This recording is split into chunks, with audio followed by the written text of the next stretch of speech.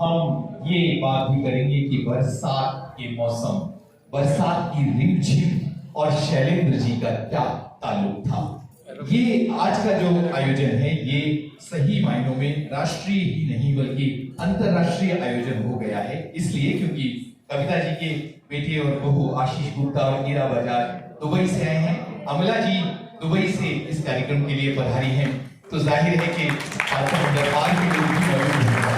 उसके अलावा कविता जी की दो बचपन की सहेलियां मीनाक्षी और विभा गर्ग दिल्ली से आई हुई हैं इस कार्यक्रम के लिए, और संजय बागड़ी इंदौर से हैं, शिप्रा भाटी उदयपुर से, भीम सिंह पूना से, सुदीप सोनी, कनिष्का और इनके मम्मी पापा भोपाल से आए हुए हैं। तो देश के अलग अलग शहरों से आए हुए लोग और मेरे बहुत अजीज दोस्त पवन झा जयपुर से आए हुए हैं। मैं उन्हें मंच पर आमंत्रित कर रहा हूं। पवन, अपना प्रेजेंटेशन दीजिए।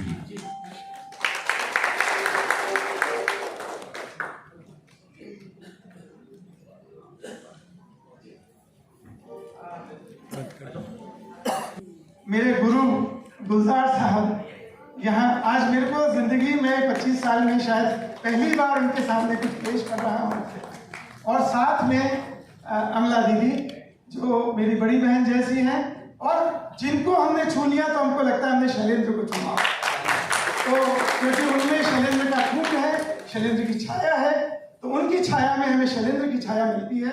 और शैलेंद्र हमारे लिए क्यों जरूरी है, क्योंकि शैलेंद्र ने जिस तरह के जिंदगी के अर्थ हमको समझाए हैं, हमको एक तरह की एजुकेशन दी है जिंदगी को जीने के लिए, किस तरह से जिया जाए, वो जिस तरह से उनके गीतों में मिलता है। लेकिन उससे पहले क्योंकि गुलजार साहब मेरे सामने बैठे हैं और मैं एक चीज आपसे शेयर करना चाहूंगा कि शैलेंद्र को हम बचपन से सुनते आए हैं, लेकिन शायद गीतों को समझना, उनके पीछे की लेयर्स, ये शायद हमने कहीं, मैंने गुलजार साहब के गीतों से सीखी, और यहाँ पर उसके बाद में शायद शैलेंद्र को और बेहतर तरीके से समझ पाया किस तरह से गीतों में लेयर्स होती है। तो मैंने आज के कार्यक्रम का जो बेसिक थीम है वो है भेद ये गहरा बात जरा सी। मेरी बात बहुत जरा सी है, लेकिन उसके भेद जो है, जो शैलेंद्र के गीतों के भेद हैं वो बहुत गहरे हैं, उनके लेयर्स बहुत गहरे हैं। और अपनी बात शुरू करने से पहले एक बहुत छोटी सी बात आपको याद दिलाऊं, किस तरह से गुलजार साहब से एक बल मिलता है, और उनको मैं कहूंगा कि बलिहारी गुरु आपने जिन शैलेंद्र दियो मिला आपकी वजह से हम शैलेंद्र को समझ सकते, मेरी जनरेशन। और मुझे बहुत अच्छी तरह से याद है कि मेरा नाम सर के साथ बहुत टाइम से जोड़ा जाता है, और एक दिन हम ऐसे ही फोन पे बात कर रहे थे, उनकी इजाजत से मैं ये बात आपके साथ शेयर कर रहा हूँ। तो मैंने एक दिन, हम दिल का हाल सुने दिल वाला को जिक्र कर रहे थे, तो थोड़ी हिम्मत हुई तो मैंने गुलजार साहब से कहा कि सर आपको एक बात शेयर करना चाहता हूँ कि मेरे सबसे पसंदीदा फिल्मी गीतकार आप नहीं हैं। तो गुलजार साहब ने पूछा कौन है, मैंने कहा शैलेंद्र। तो बोले don't worry we are on the same boat. ये जो बात है, ये मतलब इतना बड़ा, इसीलिए मैं कहता हूँ कि बलिहारी गुरु, इनकी वजह से हमने शायद शैलेंद्र को, मैंने खासकर, मैं अपने लिए कह रहा हूँ, अब अपनी मैं बात शुरू करता हूँ। तो मैं शैलेंद्र के बहुत सारे रंग हैं जो हमारी जिंदगी के से जुड़े हुए हैं, दुख के रंग हैं, सुख के रंग हैं, उल्लास के रंग हैं, लेकिन मैं उनमें किसी पे भी बात नहीं करना चाह रहा। मैं यहाँ शैलेंद्र का एक बिल्कुल अलग रंग आपके सामने पेश करना चाह रहा हूँ, और आप लोगों से इजाजत भी चाहूंगा और आशीर्वाद भी चाहूंगा, और एक डिस्क्लेमर के साथ कि बीमारियां, कमजोरियां और गलतियां मेरे खून में बहती हैं, तो अगर कुछ गलती हो तो पहले से मैं डिस्क्लेमर आपको दे दूं, कुछ गलती हो तो प्लीज माफ कर दीजिएगा। लेकिन यहाँ मैं जिस शैलेंद्र के जिस रंग की बात करना चाह रहा हूं कि किस तरह से सिनेमा को शैलेंद्र ने अपग्रेड किया, जिस तरह से विस्तार दिया, और जिस तरह से हे दृष्टि से सिनेमा को देखा जाए इतने सालों में, इतने वर्षों में, सिनेमा की इंडस्ट्री को, उसको साहित्य कभी नहीं माना गया गीतों को, लेकिन शैलेंद्र थे जिनकी वजह से फिल्मों के गीतों को एक साहित्य का दर्जा मिला। किस तरह से उनके गीतों में एक साहित्य मिलता है, किस तरह से वो दूरी कम करते हैं सिनेमा जैसे एक मेन स्ट्रीम मीडियम से लेकर और जो है एक हम बहुत गंभीर साहित्य की बात करते हैं, सब किस तरह से उनके वो रंग कहाँ दिखते हैं, जिनमें शैलेंद्र के गानों में सामाजिक संदर्भ मिलते हैं, राजनीतिक संदर्भ मिलते हैं और सांस्कृतिक संदर्भ मिलते हैं। किस तरह से वो एक कलम से एक राजदूत बनते हैं और भारत के बनने की कहानी कहते हैं। शैलेंद्र किस तरह से उस चीज को दर्ज करते हैं, वो एक डॉक्यूमेंटर बनते हैं। क्योंकि देखिए ये बहुत बड़ी डेस्टिनी थी जब शैलेंद्र सिनेमा में आए, और ये सिर्फ शैलेंद्र की डेस्टिनी नहीं थी, ये सिनेमा की भी डेस्टिनी थी। बरसात में जिस तरह से शंकर जयकिशन, राज कपूर, लता मंगेशकर, मुकेश, हसरत जयपुरी और शैलेंद्र एक साथ आते हैं, सिनेमा को एक बिल्कुल नई हवा, एक नई ऊर्जा देते हैं और एक बिल्कुल एक नए किस्म का सिनेमा बरसात के साथ रचते हैं। अब देखिए ये दौर कौन सा था, ये दौर था त्रासदियों का। वर्ल्ड वॉर 2 खत्म हुआ था उस समय, और उसी समय भारत आजाद भी हुआ था, लेकिन एक बहुत बड़ी त्रासदी के साथ, विभाजन की त्रासदी के साथ। और हमारे यहाँ ये इतिहास है कि जब जब इतनी बड़ी त्रासदियां होती हैं तो हम उस त्रासदी को तत्काल दर्ज नहीं करते, हम थोड़ा सा एस्केपिज्म का रूप लेते हैं, थोड़ा सा मनोरंजन का रूप लेते हैं, और इसीलिए बरसात एक बहुत बड़ी इंपॉर्टेंट माइलस्टोन फिल्म बन जाती है, जो एक फिल्म इंडस्ट्री को, फिल्म संगीत को एक नई पूरी की पूरी एक नई हवा देती है, नया दौर देती है। उसका एक कारण और है कि उसमें गोवन कंपोजर्स, जो गोवन अरेंजर्स थे शंकर जयकिशन के साथ, एक पूरी की पूरी नई टीम वहां पे आपको दिखती है, जिसमें नई एनर्जी है, नया उत्साह है। और लेकिन हम बात कर रहे हैं भारत के बनने की, तो शैलेंद्र के दो रंग थे। तो सिनेमा के मेन स्ट्रीम के वो मुख्य गीतकार थे, जिसमें जो सिनेमा के चरित्र जिस तरह से बात करते हैं, उनकी बात है, उनके दर्द है, उनके दुख है, उनका उल्लास है, उनकी खुशी है, वो सारे के सारे शैलेंद्र के गीतों में नजर आते हैं, जो मुकेश, रफी, लता, इन सब की आवाजों में आप तक पहुंचे, घर घर तक पहुंचे। लेकिन शैलेंद्र का एक और रूप था, वो था जहां पर वो जो है सिनेमा के मीडियम के अंदर रहते हुए उससे बड़ी बात करते हैं, और सिनेमा के मीडियम के उन्हीं चरित्रों के माध्यम से। देखिए सिनेमा के मीडियम की एक लिमिटेशन होती है, कि राइटर डिसाइड करता है कि बेसिकली क्या कैरेक्टर्स होंगे जो स्क्रीन पे लिख रहा है, स्क्रिप्ट लिख रहा है, और डायरेक्टर का विजन होता है जो उसको कैरी करता है, और साथ में संगीत हम लेके चलते हैं। लेकिन जो राइटर, जो लिरिसिस्ट है, वो उस लिमिटेशन में, उस सिचुएशन के लिमिटेशंस में लिखता है कि यहाँ गाना आना चाहिए, कैरेक्टर की क्या स्थिति है उसकी, उसके लिए। लेकिन जब शैलेंद्र अपने इस माध्यम का उपयोग सिनेमा से बाहर जाकर की बातों के लिए करते हैं, उन चरित्रों में रहते हुए, तो वो सिनेमा से बड़े हो जाते हैं। एक जो गुड आर्टिस्ट से जो ग्रेट आर्टिस्ट, लेजेंडरी आर्टिस्ट का जो डिफरेंस है वो यही है कि वो अपनी जो सामाजिक प्रतिबद्धताएं हैं, जो अपने पॉलिटिकल कमेंट्स हैं, उन चरित्रों के माध्यम से अपनी बात भी कह सकते। मतलब वो चरित्रों की तो बात कर ही रहा है, सिनेमा के लिए वो पूरा ईमानदार है, लेकिन कहीं से उसका जो खुद का कमेंट है वो भी वहां आ सके, वो बहुत जरूरी है। तो ये शुरू करते हैं, एक बार लाइट्स बंद कर दीजिए प्लीज। तो इसका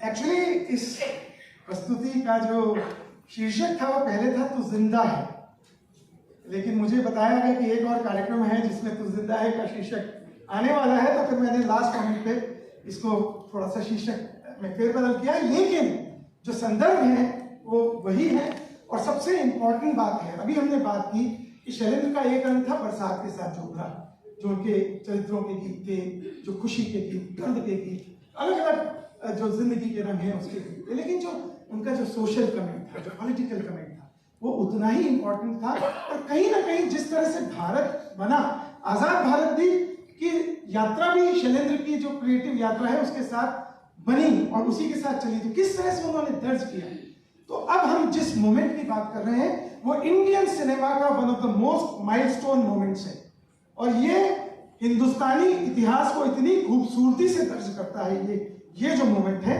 और जैसे मैंने कहा कि वर्ल्ड वॉर II के बाद बेसिकली एक एस्केपिज्म किस्म का सिनेमा आया, लेकिन इटली से एक नए सिनेमा का उदय भी हुआ उस समय।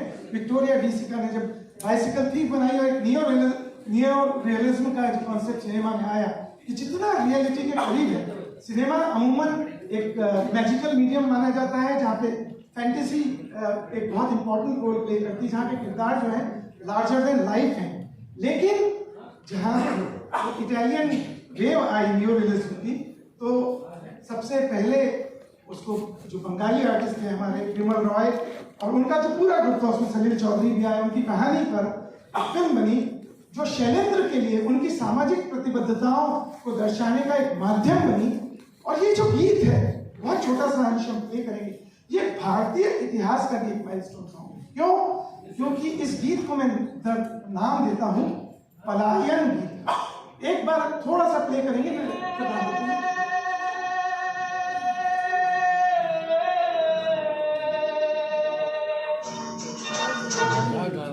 तो ये जो गीत है ये एक किस्म का एस्केप एंथम है। एस्केप एंथम या माइग्रेशन एंथम किस तरह से कहेंगे कि भारत, अगर आप देखेंगे, आजादी से पहले एक कृषि प्रधान देश रहा, एग्रीकल्चर डोमिनेंट इकोनॉमी थी इंडिया की।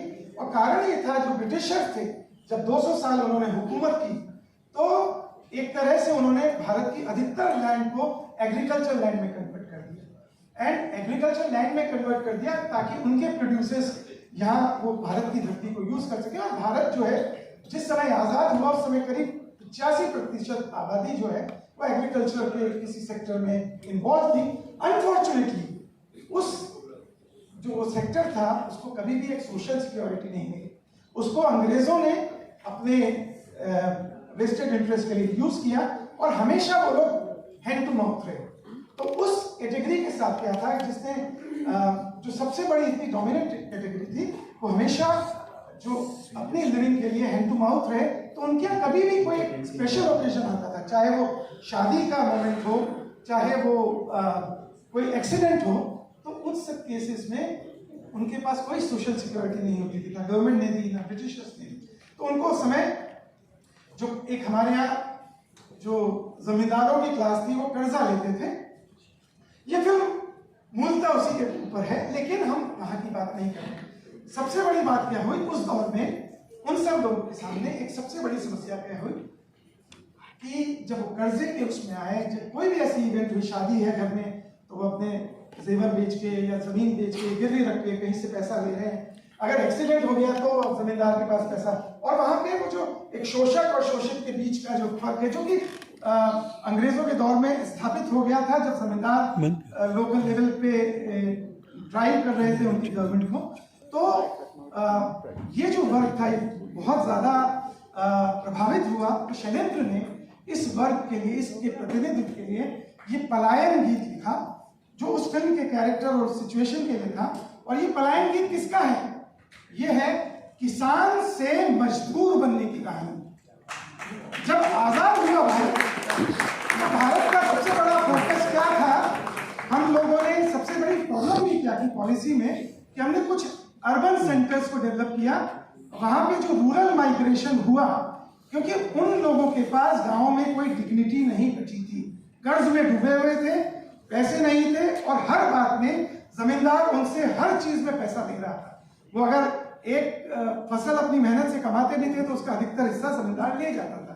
तो उनके लिए क्या हुआ कि वो शहर की तरफ उनका माइग्रेशन शुरू हुआ, अर्बन सेक्टर्स में। और ये जो फिल्म है ये उसकी बहुत बड़ी प्रतिनिधि है। यहाँ पर जो शंभू महतो है वो अपने गांव से शहर की ओर जा रहा है। ये वो मोमेंट है जो किसान के मजदूर बनने की कहानी है। और वो किसान से मजदूर क्यों बनता है? क्योंकि किसान की डिग्निटी खत्म हो चुकी है उस कर्जे में दबकर। तो वो उसको लगता है यार शहर में मैं भले ही कुछ मजदूरी करूंगा, भले ही कुछ भले ही कुछ मजदूरी करूंगा, मेरे को कुछ पैसा मिलेगा तो मैं कम से कम उससे अपना कर्जा चुका सकूं। उसको उसका फोकस भी ये है कि वो उसका कर्जा उतार सके। तो ये हम ये मोमेंट प्ले करते हैं और शैलेंद्र इस मोमेंट को यहाँ डॉक्यूमेंट कर रहे हैं।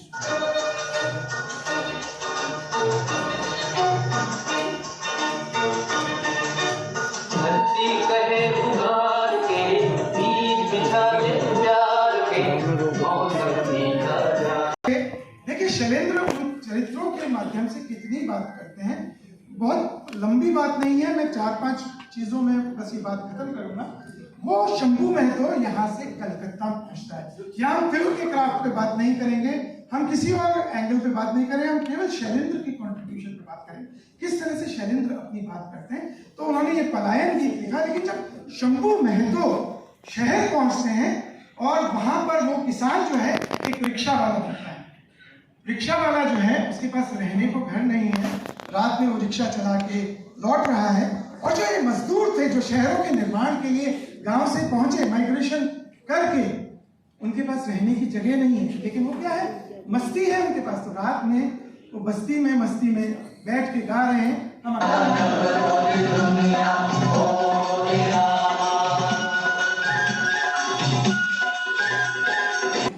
महल बनाए हमने। शैलेंद्र लिखते हैं यहाँ, और यहाँ पे वो फिल्म के किरदार की बात नहीं कर रहे, पूरे वर्ग की बात कर रहे हैं, उस पूरे मजदूर वर्ग की बात कर रहे हैं जिनकी आवाज उन्होंने हमेशा उठाई। लेकिन यहाँ वो सिनेमा में रहते हुए बात कर रहे हैं कि पर्वत काटे, सागर पाटे, महल बनाए हमने, पत्थर पे बगिया लहराई, फूल खिलाए हमने। यानी कि हम लोगों ने इस पूरी इंफ्रास्ट्रक्चर को, इस कंट्री को डेवलप करने में मजदूरों की तरह जो योगदान दिया, हमने पूरे महल बनाए, लेकिन हमारे पास रहने के लिए घर नहीं, हम लोगों को रहने के लिए कोई आसरा नहीं मिला।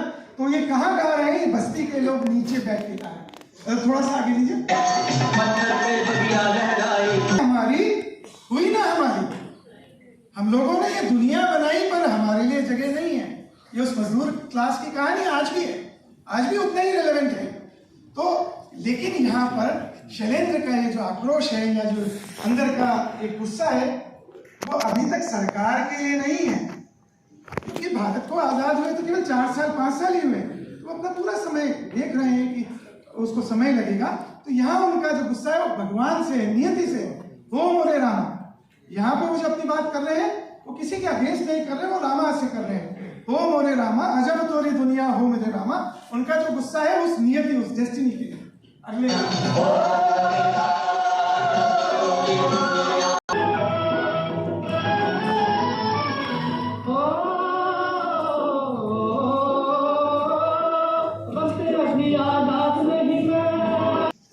आजादी मिल गई भारत को, लेकिन हम लोगों को गम से आजादी नहीं मिली।